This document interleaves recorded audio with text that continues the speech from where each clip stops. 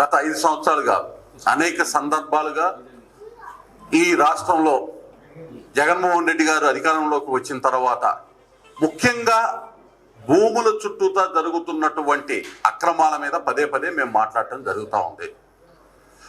ఇక్కడ ఉన్నటువంటి పాత్రికేయ మిత్రులకి అనేక మందికి తెలుసు, 2023 మార్చి నెలలో 3-5 తారీఖుల మధ్య ఇదే వేదికగా భారతీయ జనతా పార్టీ విశాఖపట్నం జిల్లా పార్టీ కార్యాలయంలో ప్రెస్ మీట్ పెట్టడం, దానికి ముందు కొన్ని రోజుల ముందు విశాఖ ఇండస్ట్రియల్ సమిట్ చేసి దానిలో ఎంఓయూలు కుదుర్చుకున్నాము, లక్షల కోట్ల రూపాయల పెట్టుబడులు వస్తున్నాయి అని పవర్ ప్రాజెక్ట్స్కి సంబంధించినటువంటి అంశాల్లో ఈ ప్రభుత్వం ఏ విధంగా వ్యవహరించింది, ఏ విధంగా లక్షల ఎకరాలు ఆ రోజు మీకు పత్ర సహిత ఆధారాలతోటి దాదాపు ఒక 4 లక్షల ఎకరాల వరకు భూ సంతర్పణ పవర్ ప్రాజెక్టుల పేరున జరుగుతూ ఉంది అనేటటువంటి దాన్ని ఆ రోజు వెలుగులోకి తేవడం జరిగింది.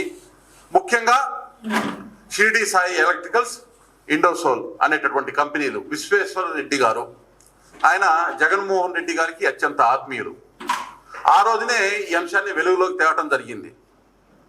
ఒక్కసారి మీరు కనుక గమనించినట్లయితే గడిచిన 6 నెలల్లో ముఖ్యంగా ఎన్నికలకి 2 నెలలు 3 నెలలు ముందు నుంచే ఏదైతే మేము ఆరోపణ చేశామో షిరిడి సాయి ఎలక్ట్రికల్స్, ఇండోసోల్కి సంబంధించి పవర్ ప్రాజెక్ట్కి సంబంధించి భూ సంతర్పణ ఏ విధంగా జరుగుతుంది, అక్రమంగా జరుగుతుంది, అటవీ భూములు, రెవెన్యూ భూములు, అన్ని రకాల భూములు ఏ విధంగా దోచేస్తున్నారు అనేటటువంటి అంశాన్ని ఏదైతే మేము ఆ రోజు జీవోలతో సహా ఎంఓయూలు, జీవోలు మీరందరూ కూడా ఆ రోజు గుర్తు తెచ్చుకుంటే ఒకసారి ఎంఓయూలు ఎంటర్ అవ్వడానికి ముందే జీవోలు ఇచ్చినటువంటి ఘనత, ల్యాండ్స్ ఏ విధంగా కట్టబెట్టాలి, భూములు ఏ విధంగా కట్టబెట్టాలని ఆ రోజు ఇదే విశాఖపట్నం సాక్షిగా మేము బహిర్గతపరచడం జరిగింది.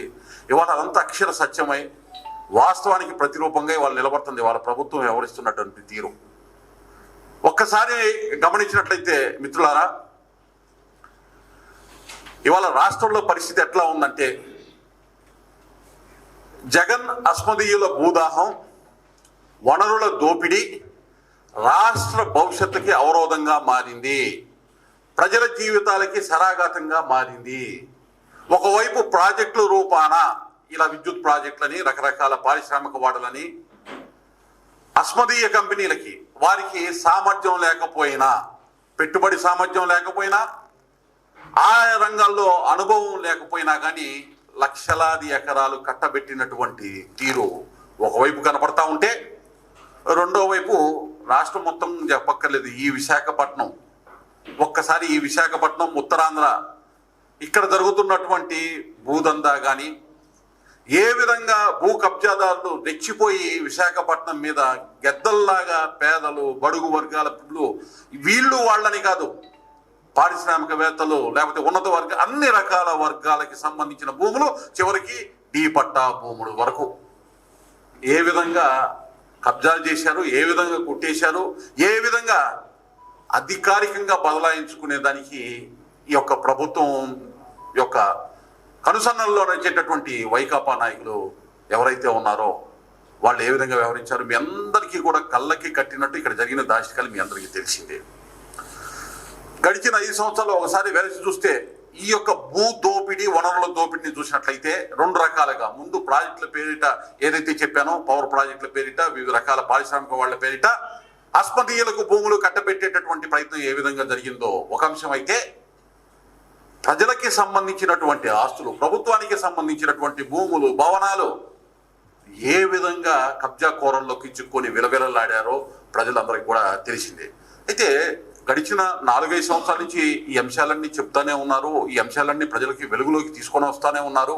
ఇవాళ ప్రత్యేకంగా ఈ ప్రెస్ మీట్ ఎందుకు పెట్టాల్సి వచ్చింది అంటే, జూన్ 4వ తారీఖు ప్రభుత్వం మారి కొత్త ప్రభుత్వం, ఎన్డీఏ ప్రభుత్వం రాబోతుంది అనే సంకేతాలు సుస్పష్టంగా ఉన్న నేపథ్యంలో మేము కూడా భాగస్వామ్యంగా ఎన్డీఏలో ఉన్నటువంటి పరిస్థితుల్లో ఒక్కసారి రాబోయే ప్రభుత్వానికి ఈ యొక్క భూములకి సంబంధించిన భూముల మాట జరిగినటువంటి అవినీతిని ఒకసారి గుర్తు చేసి రాబోయే ప్రభుత్వం ఏ విధంగా ఈ యొక్క అక్రమాల మీద విచారణ జరిపి దోషుల్ని శిక్షించాలి అనేటటువంటి ఒక విన్నపం మరొకసారి రాష్ట్రంలో జరిగినటువంటి ఈ భూదాష్టికాలు, విశాఖపట్నం ఉత్తరాంధ్రలో జరిగినటువంటి భూ సంతర్పణలో లేకపోతే భూ కబ్జాలకి సంబంధించినటువంటి అంశాల్లో వెలుగు చూసినటువంటి కొన్ని ఉదంతాలు.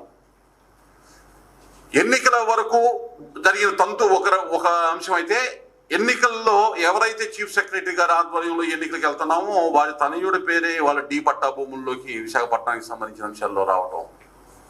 రాబోయే ప్రభుత్వం ఏదైతే ఉందో ఒక టాస్క్ ఫోర్స్ ఏర్పాటు చేసి ఈ భూ సంతర్పణలు, భూ అక్రమాలు, భూ కబ్జాలు ఏ విధంగా ఎవరెవరైతే చేశారో వాళ్ళందరినీ చట్టరీత్యా విచారణ చేసి శిక్షార్హులైనటువంటి వారికి అందరికీ శిక్ష ఇచ్చి ఎవరికైతే ఆ భూములు కోల్పోయినటువంటి అభాగ్యులు ఉన్నారో వాళ్ళందరికీ న్యాయం చేయాల్సినటువంటి పరిస్థితి రాబోయే ప్రభుత్వం మీద ఉంది అనేటటువంటి అంశాన్ని, దానికి భారతీయ జనతా పార్టీ కూడా భాగస్వామ్యపక్షంగా ఉన్న క్రమంలో ఈ అంశాలన్నీ గతంలో మేము వెలుగెత్తినటువంటి అంశాలకు సంబంధించి మా యొక్క ప్రయత్నం కూడా రాబోయే ప్రభుత్వంలో చేస్తామని తెలియజేస్తా ఉన్నాం.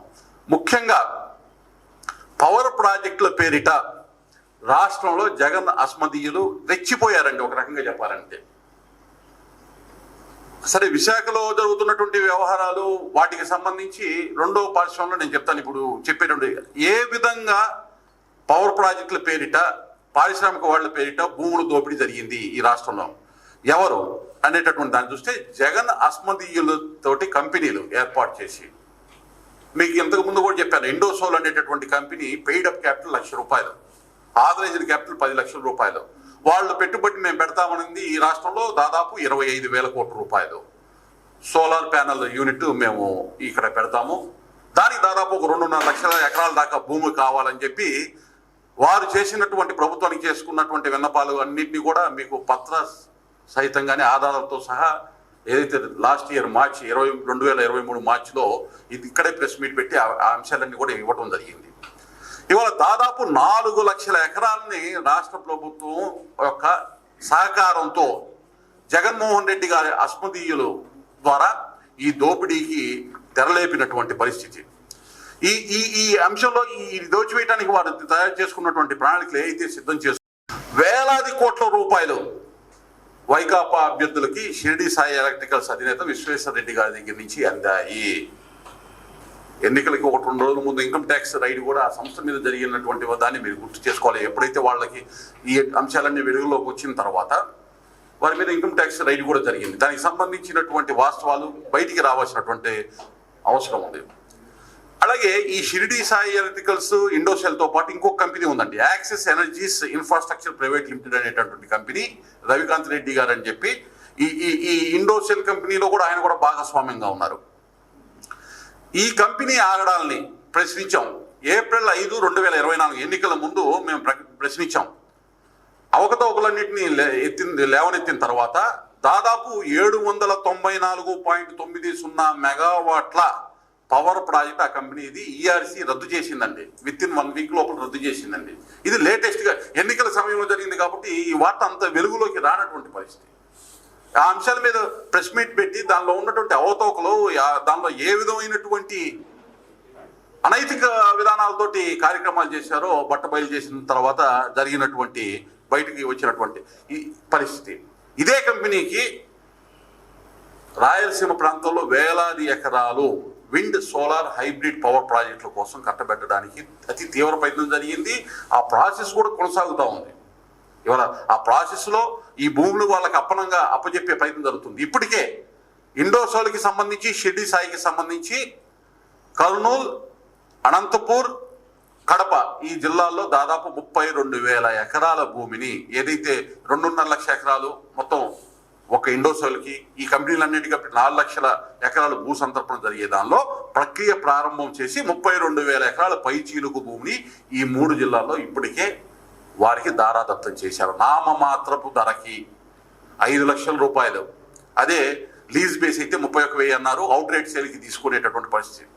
అవుట్ రేట్ సేల్కి 5 లక్షల రూపాయలకి ఆ కంపెనీలు కట్టబెడితే, ఆ కంపెనీలు గతంలో కూడా మీకు ఇంటర్నల్ డాక్యుమెంట్స్ వాళ్ళ లెటర్ల రూపంలో 5 లక్షలు కాదు 3 లక్షల రూపాయలకి ఆ భూములు మాకు అప్పచెప్పండి అని ప్రభుత్వాన్ని అభ్యర్థించినటువంటి అంశం. దాన్ని కూడా వెలుగులోకి తీసుకొచ్చాం ఇంతకు ముందు.